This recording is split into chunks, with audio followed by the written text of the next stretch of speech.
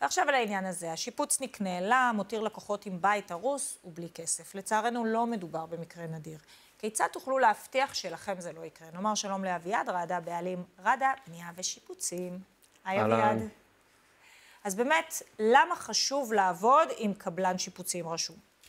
נתחיל מזה שקבלן שיפוצים רשום, זה קבלן שקודם כל הוא הוכיח שהעסק שלו יציב ושהוא יודע לנהל נכון עבודות על ידי חשבוניות, ואז הוא מקבל אישור לגשת למבחנים ממשלתיים, שבהם בחומר הוא צריך להיות בקיא בחומר המקצועי וגם בחומר הבטיחותי, כל התקנות. בעצם הוא עמד בדרישות סף של התאחדות קבלני השיפוצים, נכון. ונכנס לרשימות. נכון. איזה טעויות אנשים עושים כשהם בוחרים קבלן? לרוב, הטעות הנפוצה ביותר זה לגשת לשורה האחרונה מיד לשורת המספר, ובלי לבדוק באמת מה התוכן, מה הם מקבלים בעצם. מה הם מקבלים, בדיוק. כמו שאמא שלי אוהבת להגיד, הכי זול, הכי יקר. אז אני רוצה באמת... ומעבר לכך. אז אני רוצה באמת לשאול אותך, אתה יודע, רואים אותנו בבית ושואלים, אוקיי, איך אני יכול לזהות מראש פערי איכות בין קבלנים לפני שהם התחילו לבצע את העבודה, כשאני רק עומד לסגור? אוקיי, אז ככה, אם אתה ניגש לעבודה הזאת לבד, בלי ליווי אדריכלי, אז רצוי באמת לראות, לשמוע מספר קבלנים, לקבל את התוכן, לקבל הצעה כתובה, להשוות מה כולל? מה כולל את ההצעה, איזה חומרים משתמש הקבלן, יש פערים מטורפים באיכויות החומרים. אתה מדבר גם על מפרט, מה כן, בעצם הוא נותן לך. מה כולל המפרט, וגם הצוות המקצועי של הקבלן.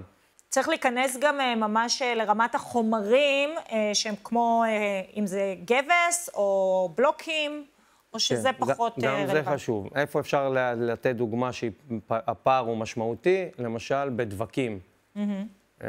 יש דבק קרמיקה, האמת, לכל קרמיקה יש גם דבקים שמתאימים להם, יש פורצלן, יש אבן סופגת, אז קבלן רשום צריך לדעת איזה חומר להתאים, איזה דבק להתאים להריח, לצורך העניין, ויש פערים משמעותיים, יש דבק פשוט של 30 שקלים לשק, ויש דבק של 80 שקלים לשק, שנותן לך את המענה ו...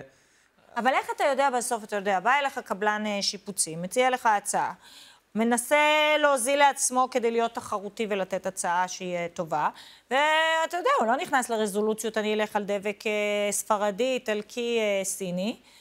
איך אתה יודע, וגם אם הוא נכנס, איך אתה יודע בסוף שהוא ישתמש בזה, אתה הרי לא הולך ובודק לו על עסקים. לא עדיף אולי לקבל המלצות של אנשים? כמובן, ללכת, לראות עבודות, לשמוע את החוויה. העבודה מדברת בעד עצמה והחוויה עם הלקוח. אז בסוף מה שאני חושבת באמת הכי חשוב, זה לקבל המלצות, לשמוע על אותו קבלן, לראות את העבודה שלו, איך הוא עובד, לשמוע שהוא עמד בלוחות הזמנים, שהוא עמד בכל המפרט שהוא הבטיח. נכון. ואין מה לעשות, אין כמו המלצה ואין כמו מראה עיניים. לחלוטין. וכמובן, כמו שציינת, חשוב מאוד לעבוד עם קבלנים רשומים, שיש אבא ואמא בסוף, ואפשר גם לפנות כמובן להתאחדות ולהתלונן, נכון. אם משהו לא בסדר. נכון. ויש עוד משהו שהייתי רוצה לציין, לקבלנים רשומים יש ביטוח קבלנים. קבלן שהוא לא רשום, אין כזה דבר, יש ביטוח מקצועי. אבל זה לא מכסה באותה רמה בכלל את הפרויקט. מה כולל הביטוח הזה שאתה מדבר עליו לקבלנים רשומים? הוא מכסה גם מפגעים של הפרויקט במבנה, גם פגיעה בגוף, בבן אדם, בעבודה. אם נכנס, לצורך העניין, נכנס בעל הדירה לראות מה קרה בדירה, וקרה לי דבר כזה. מה עד נפל? שברה רגל, במקרה הזה זו הייתה בעלת הדירה, שברה את הרגל במדרגות, כי הם לא היה באמת מדרגות עדיין. אוקיי. והיה ביטוח שיחסה את זה. אם לא, גם הקבלן מסתבך וגם מזמין העבודה מסתבך. חשוב מאוד, אביעד. תודה רבה.